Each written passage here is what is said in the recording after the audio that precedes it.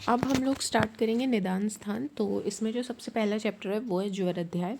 तो ये जो ज्वर अध्याय है इसमें थोड़ा सा इंट्रोडक्शन दिया हुआ है बेसिक रोग निदान के बारे में, और फिर उसके बाद ज्वर चैप्टर के बारे में ही बताया हुआ है। ठीक है, तो पूरा जो निदान स्थान है इसमें मेनली पैथोलॉजी डिस्कस की गई है, लक्षण और कॉज बताया हुआ है। ठीक है, जो हम रोग निदान में पढ़ते हैं उसी तरीके से। तो सबसे पहले ज्वर की बात, ज्वर वाले अध्याय में क्या बताया हुआ है? सर्वप्रथम निदान प्रकरण। ठीक है, तो निदान पंचक के बारे में बताया हुआ है। कोई भी डिजीज़ को जानने के लिए हम निदान पंचक का प्रयोग करते हैं, तो वो सबसे पहले यहाँ पे बताया हुआ है। ठीक है, तो इसमें बोला हुआ है कि निदान के कुछ पहले तो पर्याय बता रखे हैं। ठीक है, कि निदान के क्या क्या पर्याय होते हैं। तो हेतु, निमित्त, आयतन, कर्ता, कारण, प्रत्यय, समुत्थान, ये सब क्या है? निदान के ही पर्याय हैं। ठीक है, एक अर्थबोधक माने ये सब उसके सिनोनिम्स है। इसके अलावा जो निदान है ना वो 3 तरीके का मेनली इन्होंने यहाँ बता रखा है। वो होता है असात्म्य इंद्रियात संयोग, प्रज्ञापराध और परिणाम। ठीक है, तो कॉज इन्होंने कोई भी डिजीज़ का बोला है कि 3 तरीके का हो सकता है, या तो वो असात्म्य इंद्रियात संयोग है, प्रज्ञापराध है, या परिणाम है। ठीक है, अब इसके अलावा देखो, असात्मीय इंद्रियात संयोग का मतलब होता है कि इंद्रियां अपने अपने रिस्पेक्टिव विषयों को ग्रहण नहीं कर रही हैं। ठीक है, जैसे कान का काम है सुनना, तो वो सुन नहीं पा रही है, ऊंचा सुन रही है, कम सुन रही है। ठीक है, क्लियरली नहीं सुन पा रही, ये सब। इसी तरीके से आँख का क्या काम है कि वो देखती है। ठीक है, तो जब वो प्रॉपरली नहीं देख पाएगी, ब्लड विजन होगा, कंप्लीट ब्लाइंडनेस है। ठीक है, या उसको रिफ्रैक्टिव एरर्स है ना, जैसे कि उसको दूर का नहीं दिख रहा, पास का नहीं दिख रहा, तो ये सब जो है इसमें आता है असात्म्य इंद्रियात संयोग। ठीक है, फिर उसके बाद आता है प्रज्ञापराध। तो प्रज्ञापराध है कि जब बुद्धि का विभ्रंश हो जाता है। ठीक है, बुद्धि, आप साधारण भाषा में, कि जब बुद्धि उसकी नष्ट हो जाती है, वो अशुभ कार्य करने लगता है। ठीक है, तो वो चीज़ है प्रज्ञापराध। परिणाम क्या है? काल। तो कुछ चीज़ें जो है काल के प्रभाव से भी होती रहती है, जैसे वृद्धावस्था आ जाती है तो वहाँ पे ज़्यादा तबीयत खराब होती है। ऐसे ही क्या है, बाल अवस्था में भी रहती है दिक्कत, युवा अवस्था सबसे ठीक है। ऐसे ऋतुओं के हिसाब से भी होता है। तो परिणाम में आप अलग अलग चीज़ें देख सकते हैं, कि काल भी एज के हिसाब से भी देख सकते हैं और सीजनल वेरिएशन भी देख सकते हैं। तो ये सारी चीज़ें होती हैं। इसके अलावा भी कुछ यहाँ पे और कॉजेज माने हुए हैं। जैसे ये तो चरक ने बोल दिए, अब चक्रदत्त ने भी यहाँ पे कुछ पॉइंट्स बोले हुए हैं। ठीक है, तो आप देख सकते हैं कि इन्होंने बोला है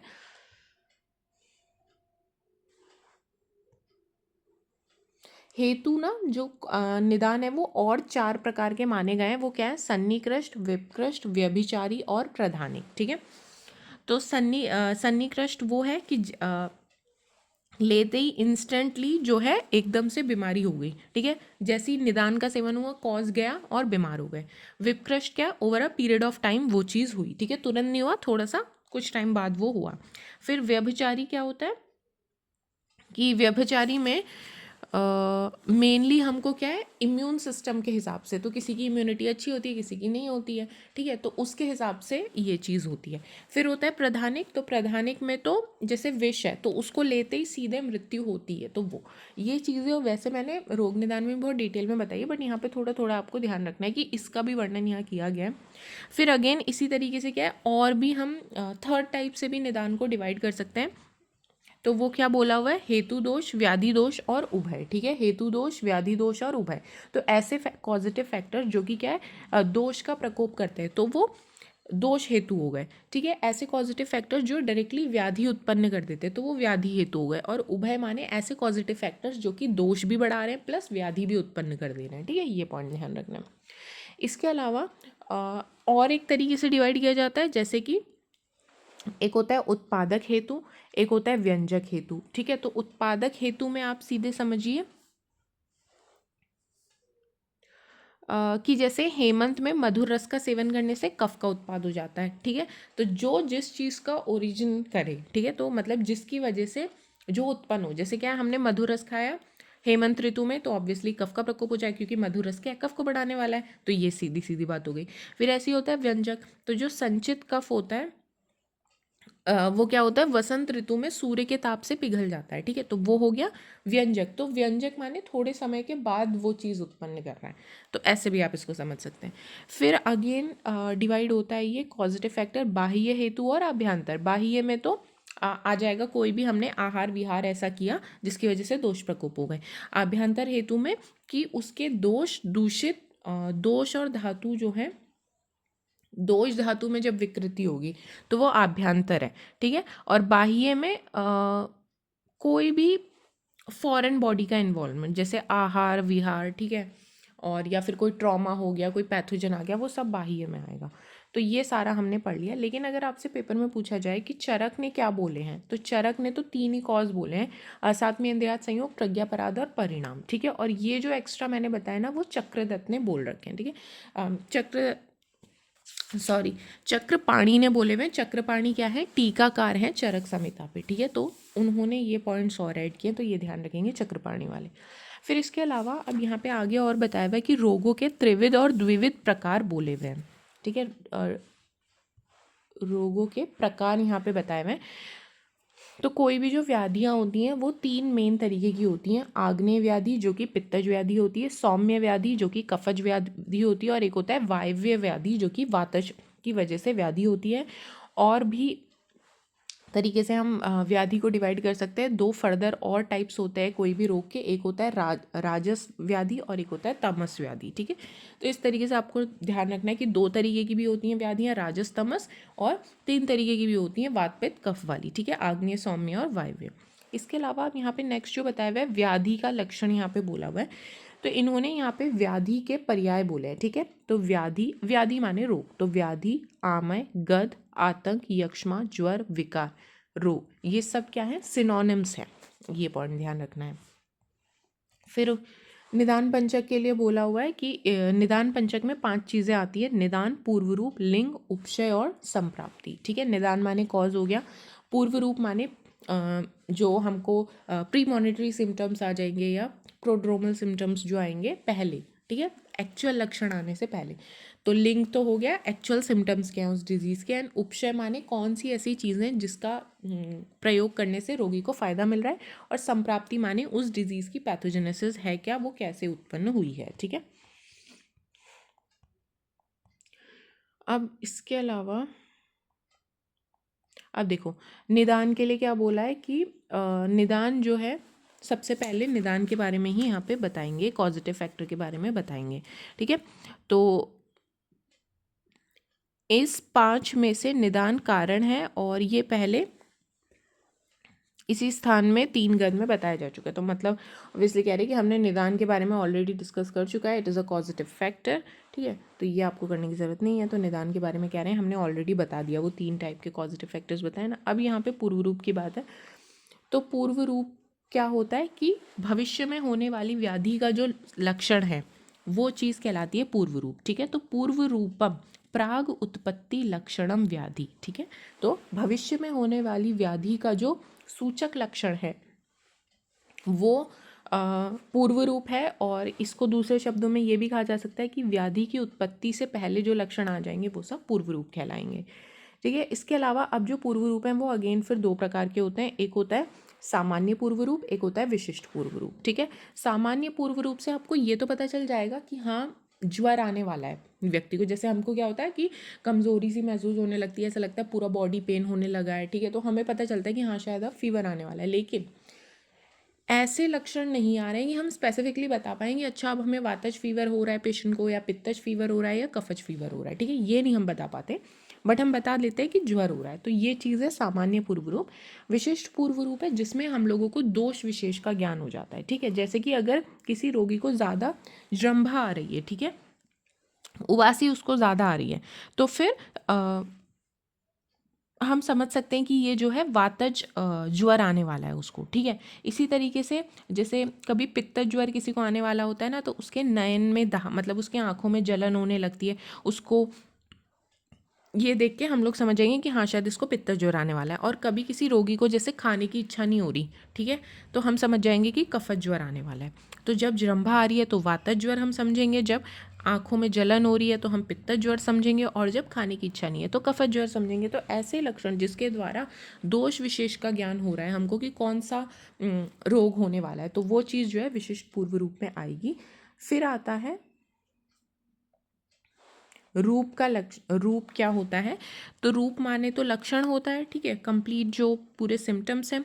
तो जो भी पूर्व रूप है, ठीक है। तो पूर्व रूप को ये माना जाता है कि वो अव्यक्त लक्षण है, माने कि वो अभी पूरी तरीके से नहीं आए। चलो अव्यक्त छोड़ो, आप पूर्व रूप को ऐसे समझ सकते हो कि भावी व्याधि के लक्षण है, माने फ्यूचर में होने वाली व्याधि के वो लक्षण है। और जो रूप होता है वो क्या होता है, प्रादुर्भावम पुनर्लिंगम, यानी कि उत्पन्न हुए जो लोग हैं उनके जो स्पष्ट लक्षण हैं वो चीज़ जो है लिंग कहलाती है, ठीक है। यानी लक्षण जो सिम्टम्स हैं बेसिकली। अब इसके कुछ पर्याय होते हैं, लिंग है, आकृति है, लक्षण है, चिन्ह है, संस्थान है, व्यंजन है, रूप है। ये सब क्या है, पर्याय ऑफ सिम्टम्स, ठीक है। ये सब आपको ध्यान रखना है। फिर इसके अलावा नेक्स्ट पॉइंट जो आया है वो आया है उपशय के बारे में। तो उपशय मैंने आपको बताया ऐसी सारी चीज़ें जिसको करके रोगी को फ़ायदा हो रहा है, दैट इज़ उपशय, ठीक है। तो उपशय जो है अगेन फिर वो 18 प्रकार का यहाँ पे बताया गया है। हेतु विपरीत, व्याधि विपरीत, हेतु व्याधि विपरीत, हेतु विपरीत अर्थकारी, व्याधि विपरीत अर्थकारी और हेतु विपरीत अर्थकारी, औषध, अन्न, विहार, इनका परमिटेशन कॉम्बिनेशन से टोटल 18 प्रकार का उपशय होता है। अभी एक टेबल यहाँ पे बना हुआ होगा, उससे डिस्कस करेंगे। हाँ ये देखिए, ठीक है। ये ना कई बार पूछा भी जाता है उपशय के बारे में, तो इसको थोड़ा ध्यान रखेंगे। तो यहाँ पे सबसे पहले हेतु विपरीत माने कि ये सारी चीज़ें ना मैंने वैसे रोग निदान में भी आपको बहुत डिटेल में बता रखी हैं, तो आपको वहाँ पे भी ये चीज़ क्लियर होगी ऑलरेडी। तो हेतु विपरीत की बात अगर हम करें तो हेतु विपरीत माने जो भी कॉजेटिव फैक्टर है उसके अपोजिट जब आप औषध लें, ठीक है। हेतु विपरीत अन्न लें, हेतु विपरीत आहार लें, ठीक है। तो इस हिसाब से चलेगा। तो एग्जाम्पल दिए हुए हैं कि हेतु विपरीत औषध का क्या एग्जाम्पल है कि जो भी पॉजिटिव फैक्टर है उसके अपोजिट क्या चला दो। जैसे कि किसी को शीत कफत ज्वर हो गया, ठीक है, ठंड लग के ज्वर आया तो उसको क्या खिला दो आप, ऑब्वियसली गर्म चीज़ खिला दो। ठंड से ज्वर है तो गर्म खिला दो। अगर आप हेतु विपरीत अन्न की बात कर देंगे, ठीक है, तो श्रम और वातजन्य किसी को ज्वर हो गया है, ठीक है, थकान हो रही है और वात के प्रकोप के कारण बेसिकली किसी को ज्वर हुआ है, तो आपको क्या करना पड़ेगा, मांस रस और भात खिला दो, तो ये वात का शमन करते हैं, ठीक है। तो इसी तरीके से अब विहार की बात करें तो दिवा स्वप्न से उत्पन्न कफ में आप रात्रि जागरण करा दो। दिन में सोने से कफ बढ़ता है तो उसकी वजह से अगर किसी का कफ बढ़ रखा है तो रात्रि में उसको जागरण करा दो, क्योंकि रात में जगने से वात बढ़ेगा। एंड कफ एंड वात जो है एक दूसरे के अपोजिट है। फिर सेकंड जो पॉइंट है वो है व्याधि विपरीत औषध।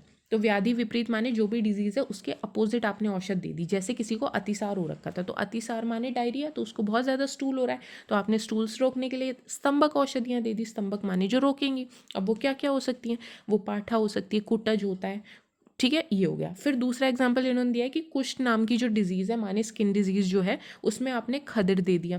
प्रमेय किसी को हो रखा था, डायबिटीज़ हो रखा था, तो आपने वहाँ पे हरिद्रा दे दिया। तो ये सब उसके डिजीज़ के अपोजिट काम करने वाली ये औषधि है, ठीक है। फिर इसके अलावा व्याधि विपरीत अन्न की बात की जाएगी तो अतिसार हो रहा है किसी को तो आपने स्तंभन करने के लिए मसूर की दाल दे दिया उसको, ठीक है, तो ये हो गया। ऐसे ही किसी रोगी को उदावर्त में आपने प्रवाहन करने के लिए कह दिया। उदावर्त एक ऐसी डिजीज़ है जिसमें वात का क्या होता है, ऊर्ध्वगमन होता है। वात ना नीचे के द्वार से ना निकल के ऊपर की ओर उल्टी गति करने लगती है। और प्रवाहन माने हम स्ट्रेनिंग कर रहे हैं, ज़बरदस्ती उसको नीचे से निकालने की कोशिश कर रहे हैं, तो व्याधि के विपरीत काम कर रहे हैं। फिर नेक्स्ट जो पॉइंट है वो है उभय विपरीत। उभय माने ये पॉजिटिव फैक्टर के भी अपोजिट है एंड व्याधि के भी अपोजिट है। तो उभय विपरीत औषध में क्या आ जाएगा, वातशोथ हो रखा है किसी को तो वहाँ पे आपने वातहर और शोथहर दशमूल का क्वाद दे दिया है, ठीक है। किसी को स्वेलिंग हो रखी है, ठीक है, शोथ माने स्वेलिंग हो रखी है एंड वो किसकी वजह से, वात की वजह से, ठीक है। तो वहाँ पे आपने क्या दे दिया, देखा कि शोथ है और कॉज क्या है, वात है, तो इन दोनों चीज़ का नाश करने वाला है दशमूल का क्वाद, तो वो आपने दे दिया। फिर इसी तरीके से उभय विपरीत अन्न की अगर आप बात करेंगे तो किसी रोगी को क्या हो रखा है, वात कफज ग्रहणी हो रखी है, ठीक है। ग्रहणी माने इरिटेबल बाउल सिंड्रोम होता है। ये पैथो में आप ज़्यादा ठीक से पढ़ेंगे। तो वात कफजन्य जो ग्रहणी होती है इसमें आपको क्या देना होता है, तक्र, और पित्त में आपने दुग्ध, और शीतजन्य जो वात है उससे उत्पन्न ज्वर में आपने पेया दे दी। तो यहाँ पे ना मल्टीपल एग्जांपल्स दिए हुए हैं कि जैसे किसी को कौन सी ग्रहणी हो रखी है, वात कफज ग्रहणी किसी को हो रखी है तो वहाँ पे आपने तक्र यानी मट्ठा दे दिया। जो मट्ठा होता है ना वो ग्रहणी डिजीज़ के लिए, इरिटेबल बाउल सिंड्रोम जो होता है उसके लिए सबसे बढ़िया माना जाता है। फिर ऐसे ही किसी को अगर पित्तज ग्रहणी हो रखी है तो वहाँ पे आपने उसको दूध दे दिया पीने के लिए, ठीक है। फिर किसी को शीतजन्य वात इसकी वजह से ज्वर हो रखा है तो वहाँ पे आपने उसको पेया बना के दे दिया। फिर इसी तरीके से उभय विपरीत विहार की अगर बात करें तो किसी व्यक्ति को स्निग्ध पदार्थ के सेवन से और दिवा स्वप्न की वजह से क्या है, तंद्रा हो रखी है। तंद्रा माने आलस हो रखा उसको, इन दोनों की वजह से। किसकी वजह से? दिन में सोने से और स्निग्ध पदार्थ खाने से। तो आपने क्या किया, उसको रूक्ष पदार्थ दिए और रात्रि में जागरण करा दिया। तो ये हो गया उभय विपरीत विहार। ठीक है, फिर नेक्स्ट पॉइंट जो आएगा वो आएगा हेतु विपरीत औषध। ठीक है, कि जो पॉजिटिव फैक्टर के विपरीत काम करेगा वो चीज़ जो है औषध कहलाएगा। जैसे कि पित्त प्रधान फोड़ा हो रखा है, उस पर आपने उष्ण लेप लगा दिया, तो इससे होगा क्या कि उष्ण लेप लगाया, वो जो फोड़ा था वो क्या है, फूट जाएगा, तो पस बाहर निकल जाएगा, रोग शांत हो जाएगा। इसी तरीके से अन्न की अगर आप हेतु विपरीत अन्न की बात करेंगे, ये हेतु विपरीत अर्थकारी अन्न मतलब ऐसा पॉइंट है हेतु विपरीत अर्थकारी कि ये देखने में तो लगेगा कि जो पॉजिटिव फैक्टर है आप सेम ही चीज़ अप्लाई कर दे रहे हैं, लेकिन एक्चुअल में ये उसके उल्टा काम करता है। ठीक है, तो जैसे कि पित्तज फोड़ा है तो वहाँ आपने विदाही अन्न दे दिया, ऑलरेडी पित्तज फोड़ा हो रखा है, उस पर विदा अन्न दे दिया, और ज़्यादा पित्त का प्रकोप हुआ जिससे वो फोड़ा है फट जाएगा, फट के पास बाहर निकलेगा, रोगी को आराम मिल जाएगा। इसी तरीके से अगर हम हेतु विपरीत अर्थकारी विहार की बात करें तो वातजन्य उन्माद में भय का दर्शन कर दिया। ठीक है, उन्माद माने एक तरीके का पागलपन, तो इसमें आपने ऑलरेडी उसको वातजन्य ही था, आपने भय दर्शन उसको डरा दिया। डराने से भी क्या होता है, भय से भी वात का ही प्रकोप होता है, बट इस केस में वो उल्टा काम करता है। ठीक है, तो ये हो गया। फिर ऐसे ही व्याधि विपरीत अर्थकारी, तो व्याधि विपरीत अर्थकारी का मतलब हो गया कि वो देखने में तो लगेगा कि जो डिजीज़ आप उसी को फेवर करवा रहे हैं, लेकिन वो काम करेगा उल्टा। ठीक है, काम करेगा उल्टा इन द सेंस कि डिजीज शांत कर देगा ओवरऑल, ये बात है। ठीक है, तो व्याधि विपरीत अर्थकारी में औषध की अगर आप बात करें तो छर्दी रोग में वमन कारक मदन फल का प्रयोग करना चाहिए, कि ऑलरेडी छर्दी रोग है। क्योंकि छर्दी रोग में क्या है, जब खाने का पाचन नहीं हो पा रहा है, वो आम बन चुका है। ठीक है, तो तभी तो छर्दी रोग हो गया है। अगर वो पच रहा होता है इजीली खाना तो वो उल्टी होती ही नहीं, उसको उल्टी हो रही है माने ऑब्वियसली इनडाइजेशन की कंडीशन है। तो इसमें अच्छा ये होगा कि ज़बरदस्ती आप उसका पाचन ना करवा के उसको बाहर ही निकाल दे, तो इसलिए ऑलरेडी छर्दी रोग है तो आप उसको वमन कारक मदन फल दे दे रहे हैं। वमन कारक माने मदन फल जो दवाई होती है ना, वो और ज़्यादा वॉमिटिंग इंड्यूस करती है, तो ये उसको इस तरीके से फ़ायदा करेगा। इसके अलावा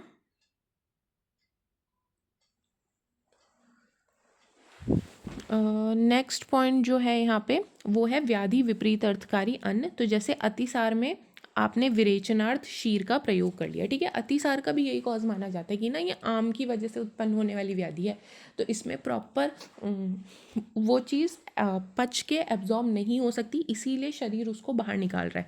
तो इस वजह से आप क्या कर रहे हैं, फेवर ही कर रहे हैं बॉडी को कि आप जो गंदगी है उसको बाहर ही निकालो। तो इसलिए अतिसार में आपने विरेचनार्थ शीर का प्रयोग कर दिया, जो विरेचन कराए, ऐसी दवाइयों से मिश्रित दूध बना के उसको दे दिया, और उसकी वजह से रोगी को आराम मिल गया। या फिर आप ये ना समझे तो डायरेक्टली जो शीर होता है ना, वो भी क्या है, विरेचन करवाने वाला ही होता है, दूध भी। तो डायरेक्टली भी आप दूध दे देंगे अतिसार में तो भी उसको आराम मिलेगा, क्योंकि वो सारा जो मल है गंदा वो सब निकलेगा। ठीक है, फिर इसी तरीके से छर्दी में वमन कराने के लिए आपने प्रवाहन करवाया।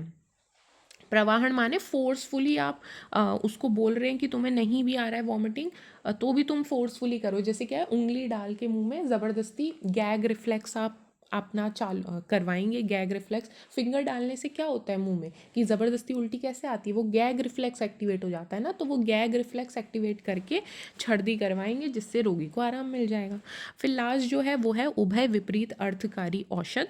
तो उभय विपरीत अर्थकारी औषध में क्या है, जो कि कॉज एंड डिजीज़ दोनों के अपोजिट काम करें। तो अग्नि के जल जाने पर, अग्नि से किसी का जल गया है तो वहाँ पे आपने अग्रु सदृश उष्ण पदार्थों का ही लेप कर दिया, तो इससे जो है वहाँ पे फ़ायदा हो जाता है। और किसी को विषजन्य रोग हो गया तो वहाँ पे पॉइजन दे दिया अगेन। ठीक है, तो ये पॉइंट हो गया। फिर ऐसे ही क्या है, मदपान की वजह से किसी को एल्कोहलिज्म, किसी को डिजीज़ हो रखी है। ठीक है, तो उसमें क्या आप एकदम से अल्कोहल बंद कराएंगे तो दिक्कत है, तो उसी में बोल रहे हैं कि किसी को ऑलरेडी अल्कोहलिज्म है तो आप उसको थोड़ा सा अल्कोहल दीजिए फिर भी।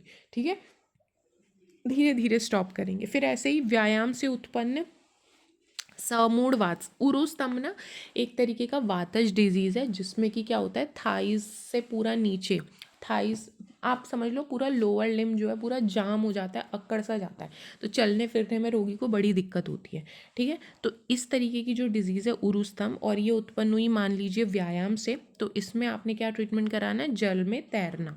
ठीक है, ये इसका ट्रीटमेंट है। तो हम जब आप लोग पढ़ेंगे चिकित्सा स्थान तो ये समझ आएगा कि उरुस्तंभ में कोई भी पंचकर्म काम नहीं करता है, ठीक है, कोई स्नेहन स्वेदन वमन विरेचन यहाँ काम नहीं करेगा। तो आपको यहाँ पे इसी तरीके के चीज़ें करानी पड़ती हैं, स्विमिंग वगैरह पेशेंट से करवाना पड़ेगा। तो ये सारा हमने पढ़ा अबाउट उपशय। अब यहाँ पे जो हमारा लास्ट पॉइंट बचा हुआ है अबाउट दिस निदान पंचक संप्राप्ति, ठीक है।